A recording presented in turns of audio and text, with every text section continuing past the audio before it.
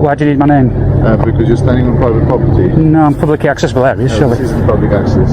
Of course it is, open to the public. No, it's not. Well, you'd have your gates there, wouldn't you, otherwise? This is not. This is our property. Legally, we've got title to the Right, land. but it's publicly accessible. I can walk in there if I like. You can't. Yes, I can. You can't. Private property. Signs over says you can't. But I can. It's public. It's open. It's publicly accessible. You don't understand? This is for access. There's a sign that says you're not allowed to access this property. Where's the sign saying I am not allowed to access? Where? Private property, no trespass. I'm not trespassing. If I was walking in there, I'd come down to reception or something like that, wouldn't I?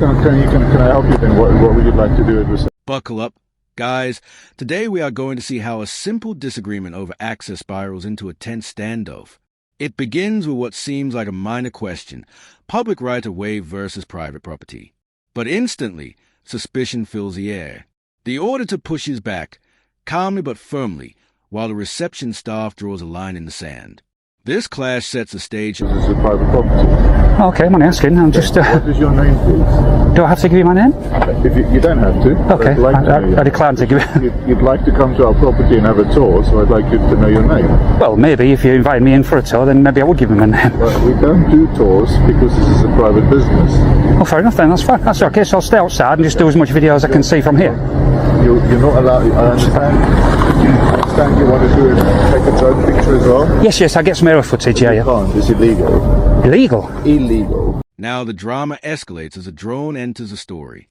Staff label it illegal, but the auditor fires back with facts straight from aviation law. Their certainty crumbles when challenged, yet they dig deeper, determined to hold ground. This is the moment you realize it's not about safety, it's about control. That tension between knowledge and power drive the confrontation to a whole new level, laying the groundwork for police involvement. No, you need to have a license to have a drone. Do I? And then yes, you do. And then you have to have approval to go over private property. Where? I think you're mistaken. No, I'm not mistaken. Well, where are you reading that from? It's illegal. You can't go in a drone. I think you're making. Are you just making that up? I can come to your house, take a drone, and hover over your window. Absolutely can, yeah. No, I can't. Yes, you can. Okay, well, but this isn't a residence, so this isn't a private residence. I mean, obviously there's privacy issues with the house. So I'm just politely warning you that Yep. if you, I've already called our security. Oh, right, okay. If you put the drone up, I will call the police. Here come the police, and instantly the argument shifts. Instead of trespass, it's now about risk, flammable materials, drone crashes, and what IFS. But the auditor doesn't flinch, calmly asking why this belongs in police hands at all. The officer's reasoning feels thin, more like justification than genuine safety concern. It's a telling moment where the balance of power starts to tilt, and the call this is the facility here. They've called with some concerns of you've been flying a drone, potentially planning to fly a drone over their facility. They've noted obviously the fact that they've got quite flammable materials, machinery and stuff is quite expensive and obviously could cause some damage. They're worried obviously if you were to fly a drone over their property and it was to malfunction for some reason or other, right, then obviously it could cause some serious damage or risk or harm to others. So why is that a police matter? Well, obviously if you were to cause damage with that intention, that would be a police matter. Intention? I won't intention it to let me drone. I'm not here to cause a bother or fight. I'm just wanting to know what. This part exposes a classic misunderstanding. The officer insists the drone must stay 50 meters clear, a rule that doesn't apply to the model being flown. The auditor explains the exemption with precision, dismantling the officer's claim. Suspense grows as you watch the officer struggle to reconcile training with reality. It's a sharp reminder that knowledge isn't optional in enforcement, and without it, with the YouTube channel or something. I explained everything to them, and then they still called the police. So did they ring 101 or 999? Oh, 101. Oh, good, thank God for that. It's not an emergency. No. So what is your purpose? It's for a YouTube channel. Yeah, just go around doing making videos of companies I found interesting. So yeah, do that really, and fly my drone and get some drone footage and stick it all together. I explained everything to them, and they wouldn't have it. Right, okay. He's just saying you're not. It's illegal. He went and looked at the CAA rules, and he came out saying you can't fly within 50 meters of all this. But I'm assuming that's what you were all planning to do, is obviously within those, outside of that 50 meters. Is that no, not at all, because mine's a 249. The spotlight shifts to privacy law. The officer argued GDPR applies, but the auditor corrects him. Journalistic and public interest work is exempt. This isn't a minor detail. It's a fundamental right. Watching the tables turn here is striking. The enforcer suddenly on shaky ground, the auditor standing tall with the law on his side. It's a key pivot where legality, not intimidation, defines the argument, and the courtroom of public opinion takes notice. So, It does say within the 50 metres of people or building. nope, not on the CA. Right. So drones under 250 grams Yeah. can fly within those. Right, okay. And obviously within that as well, obviously if it's got a camera, I'm assuming you're adhering to obviously GDPR rules and stuff like that as well. Obviously. I'm exempt to GDPR because I'm not registered on GDPR and I'm not a corporate company. So all mine is citizen journalism and it is just for public interest.